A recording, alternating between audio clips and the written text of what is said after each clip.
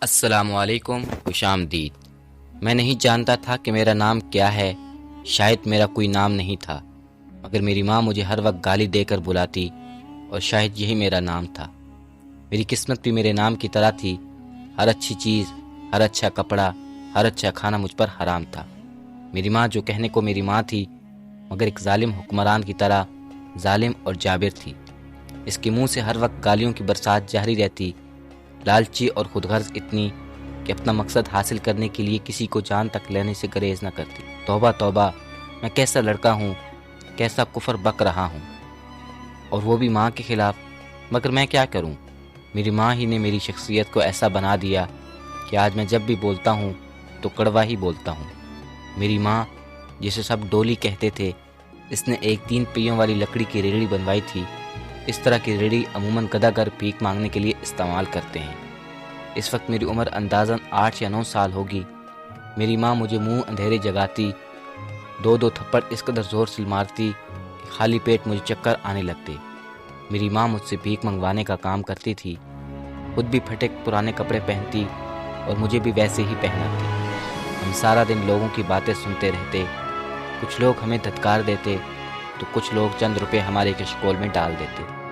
اسی طرح معمول کے مطابق دن گزرتے جا رہے تھے۔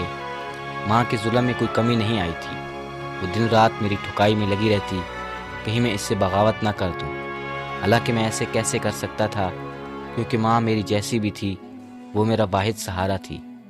ایک دن معمول کے مطابق ماں نے مجھے چائے اور رات والی باسی روٹی کا ناشتہ دیا، اور خود دیسی گھی والا پراٹھا چائے کے ساتھ کھا کر زور سے تماچا میرے منہ پر مارا کہ سوکھی روٹی میرے حلق میں اٹک کر رہ گئی۔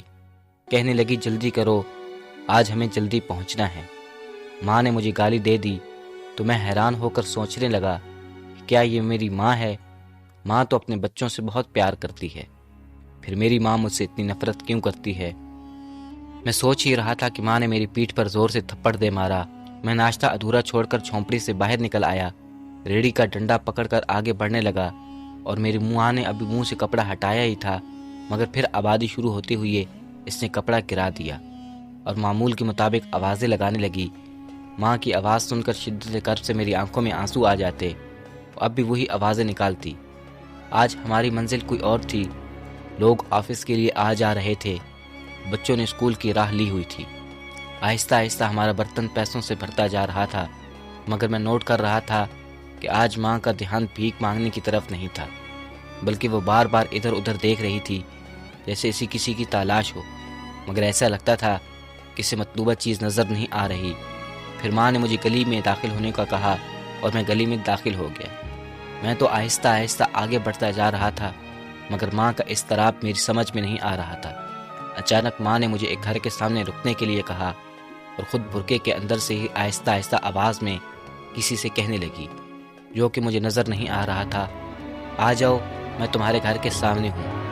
لگتا تھا کہ ماں کے پاس موبائل تھا، مگر میں نے آج تک نہیں دیکھا تھا کہ ماں کے پاس کون سا موبائل ہے۔ اب اچانک ماں کے پاس موبائل کیسے آ گیا، یہ بھی حیرت کی بات تھی۔ پھر اچانک سے سامنے والا دروازہ کھلا، جس میں سے 40 سال تک کی عمر کا ایک کالا سا چھوٹا سا آدمی باہر نکلا۔ اس کے ہاتھ میں ایک کالے رنگ کا شاپر تھا، جو اس نے ماں کی گود میں گرا دیا، اور ادھر ادھر دیکھتے ہوئے بولا، ڈولی، حساب شام کو مل جائے گا، تم بے فکر رہنا۔ ان کو گفتگو میری سمجھ سے باہر تھی، اس شاپر میں کیا تھا یہ بھی مجھے معلوم نہیں تھا۔ ماں نے مجھے تیز آواز میں کہا، جلدی سے اپنی ریڑھی کو واپس موڑو۔ اب ہم گلی سے نکل کر روڈ پر آ چکے تھے۔ ماں نے وہ شاپر اپنے برقعے کے اندر چھپا لیا تھا۔ بچے اور بڑے سب اپنی اپنی منزل کو جا چکے تھے اور روڈ پر رش ختم ہو چکا تھا۔ میری ماں نے مجھے مارکیٹ کی طرف چلنے کو کہا۔ حیرت انگیز طور پر ان کے لہجے میں نرمی تھی۔ یہی وقت تھا کہ میں شاپر کے بارے میں ان سے پوچھ سکتا تھا۔ اب میں اس بارے میں ترکیبیں سوچنے لگا۔ ماں جی، وہ شاپر آدمی نے جو آپ کو گلی میں دیا تھا، اس میں کیا ہے؟ چپ کر منحوس، تجھے اتنی جرت کیسے ہوئی کہ مجھ سے پوچھے؟ ڈولی صرف سوال کرتی ہے، کسی میں اتنی جرت نہیں کہ ڈولی سے کوئی سوال کرے۔ ماں نے چلتے چلتے میری ٹانگ پر زور سے الٹا ہاتھ مارا کہ میں منہ کے بل سڑک پر جا گرا۔ اس سے پہلے کہ سامنے سے آتی ہوئی کار مجھے کچل کر گزر جاتی، میں تیزی سے اٹھ کھڑا ہو گیا۔ سارا دن ہم مختلف بازاروں میں بھیک مانگنے کے بعد ایک بوائز کالج کے سامنے جا کر کھڑے ہو گئے۔ کچھ لوگ تو ہمیں نظر انداز کرتے ہوئے گزر گئے، تو کچھ نے ہمیں بھیک دی۔ میرے اندازے کے مطابق ماں کی دھیاڑی لگ گئی تھی، مگر ماں کو کسی طور پر بھی چین نہیں آ۔ تبھی ماں ایک اور چوک کی طرف مجھے جانے کا کہنے لگی۔ اس چوک پر آئے ہوئے ہمیں کچھ ہی دیر ہوئی تھی کہ ایک بس آ کر رکی۔ اس میں سے ایک آدمی باہر نکلا۔ وہ بہت محتاط اندازے سے ایک ادھر ادھر دیکھ رہا تھا۔ اس کے کانوں سے موبائل لگا ہوا تھا۔ اسی وقت مجھے ماں کی آواز سنائی دی۔ وہ کہہ رہی تھی، آ جاؤ آ جاؤ، اس وقت کوئی خطرہ نہیں ہے۔ ہمارے قریب آ کر اس نے جیب سے 10 روپے کا نوٹ نکالا اور نیچے چھپ کر برتن میں رکھنے لگا کہ ماں نے وہ شاپر نکال کر اسے پکڑا دیا۔ وہ لے کر جلدی سے چلنے لگا۔ عین اسی وقت 2 پولیس اہلکاروں کی نظر اس پر پڑ گئی۔ وہ دونوں اس آدمی کی طرف بھاگے، مگر اچانک ماں نے چیخنا چلانا شروع کر دیا۔ وہ میری ساری دھاڑی لے کر بھاگ گیا۔ اس آدمی نے ہمیں لوٹ لیا۔ مجھے پانی پلاؤ، میں مر جاؤں گی۔ ماں زور زور سے چلا رہی تھی۔ ماں کے چلانے پر وہ پولیس اہلکار اس آدمی کا پیچھا کرنے کی بجائے ماں کی طرف بھاگے آئے کہ پہلے انہیں پانی پلا دیں، یہ نہ ہو کہ اس عورت کو کچھ ہو جائے۔ میں ماں کا یہ سارا ڈرامہ دیکھ رہا تھا، مگر میں چپ رہا۔ ایک پولیس والا کہنے لگا، مائی اب کچھ نہیں ہو سکتا، کتنے پیسے تھے تمہارے؟ پتر، وہ میری ساری جمع پونجی لے کر بھاگ گیا۔ یہ سن کر پولیس والوں نے ماں کو 100 کا نوٹ دیا اور چل دیے۔ میں تو ماں کے اتنے بڑے فراڈ پر حیران تھا، دل ہی دل میں اس کی اداکاری کی داد دیے بغیر نہ سکا۔ مگر یہ معاملہ میری سمجھ سے باہر تھا۔ وہ موٹا آدمی اس شاپر کو دوسرے آدمی کو خود بھی تو دے سکتا تھا، مگر انہوں نے یہ طریقہ کیوں نہیں اپنایا؟ ایک بکارن کے ذریعے انہوں نے شاپر کا تبادلہ کیا، جو کہ 1 یا 1.5 کلو وزنی تھا۔ اس دن میری بہت حالت خراب ہو گئی۔ سارا دن چل چل کر میری ٹانگیں شل ہو گئیں اور سر الگ درد کر رہا تھا۔ میں نے صحیح طرح سے کچھ کھایا بھی نہیں۔ گھر آ کر تھکن سے بحال ہو گیا۔ ماں تو میری طرف دیکھتی تک نہیں تھی، وہ خود کھانا کھانے کے لیے بیٹھ گئی۔ اتنے میں 2 آدمی چوپڑی کا پردہ اٹھاتے ہوئے اندر آ گئے اور ماں کے ساتھ نیچے بیٹھ گئے۔ ایک نے 1000 کے کچھ نوٹ نکال کر ماں کو دیے، جیسے اس نے چھپٹے کے انداز میں پکڑ لیا۔ ان میں سے ایک ہنسنے لگا، ڈولی جی، اگر تم ہمارے ساتھ اس طرح مخلص رہی تو ہم تیرے پیسوں کی بھوک کو مٹائیں گے۔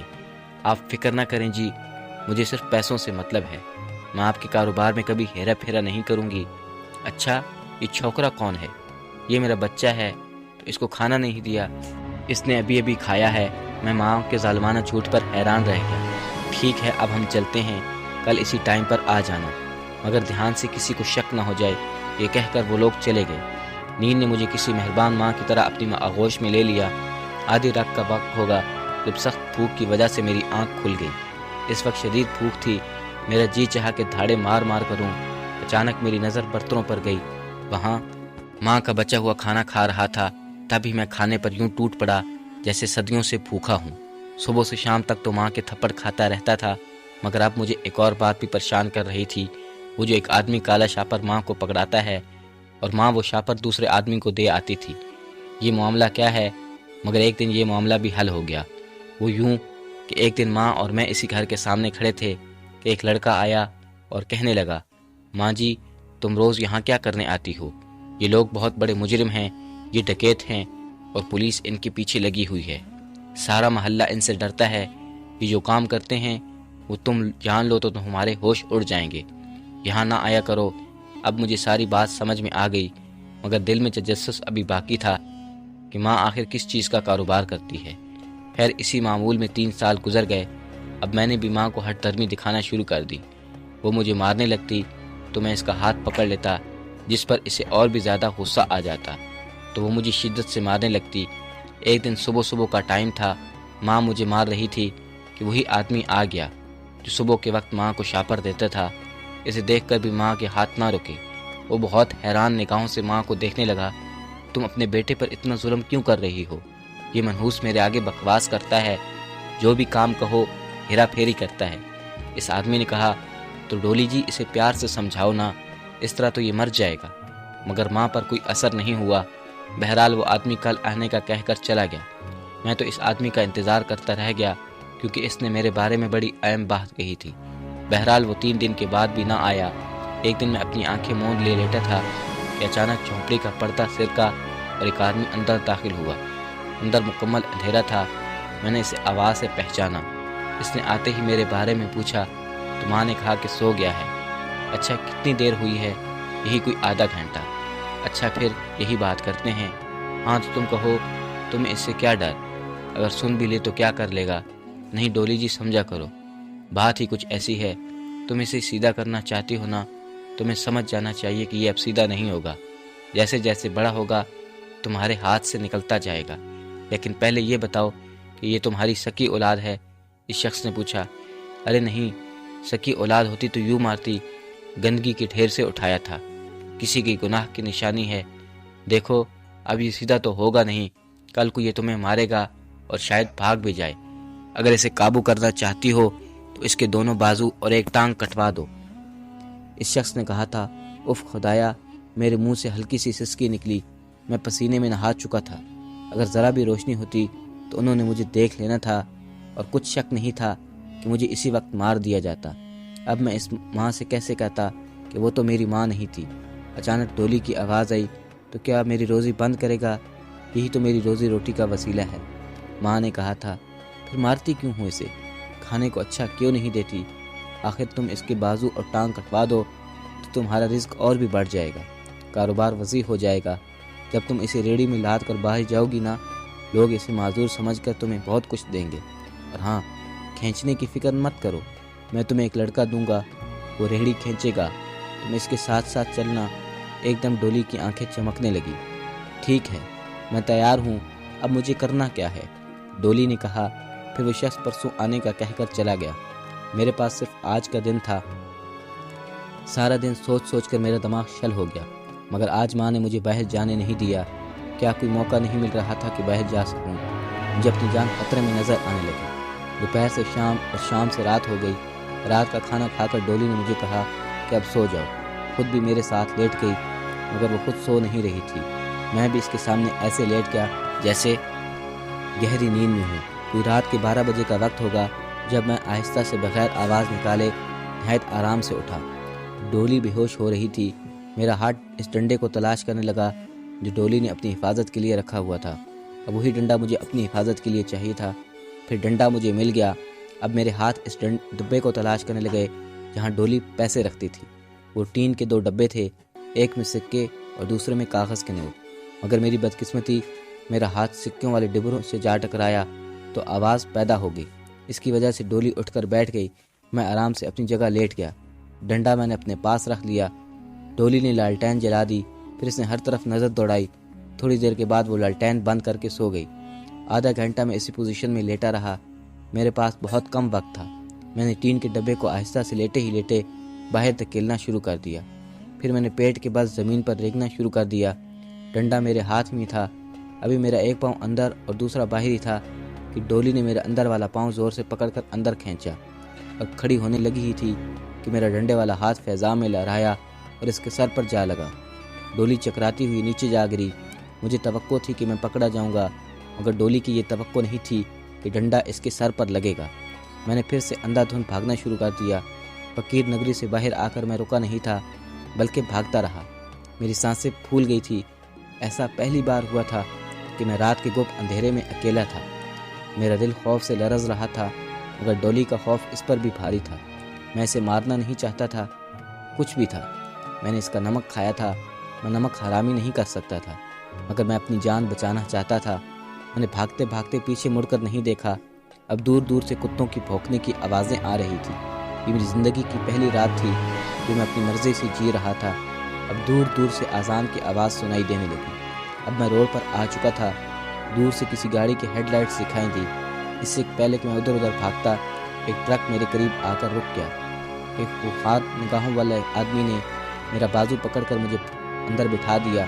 وہ کل 3 آدمی تھے۔ ان کی لال آنکھوں سے مجھے خوف آنے لگا۔ ٹرک پوری رفتاری سے چل رہا تھا کہ اچانک ایک آدمی نے وہ ڈبہ کھول کر دیکھا تو میری طرف دیکھ کر کہنے لگا کہ تم کس کی چوری کر کے نکلے ہو؟ پھر اس نے میرے منہ پر ایک زوردار تھپڑ جڑ دیا۔ میں نے اسے شروع سے لے کر آخر تک کی کہانی سنا دی۔ میری کہانی سننے کے بعد وہ بولا، میری بہت بڑی فیکٹری ہے، اب تم میرے ساتھ رہنا اور وہی کام کرنا۔ وہ لوگ مجھے لے کر چلے گئے۔ یہ کوئی پہاڑی علاقہ تھا جہاں انہوں نے مجھے ٹرک سے اتارا۔ وہ 2 آدمی تھے جو ٹرک کے پچھلی طرف گئے اور وہاں سے انہوں نے 5 لڑکوں کو نیچے اتارا۔ مجھے بھی ساتھ ملا لیا۔ وہ سبھی میرے ہم عمر لڑکے تھے۔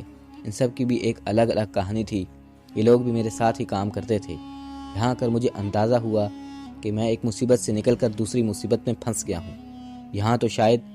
یہاں تو میں نے تم سے پوری اس سے بھی زیادہ سختی تھی، مگر شاید اب مجھے بھاگنے کا تجربہ ہو چکا تھا۔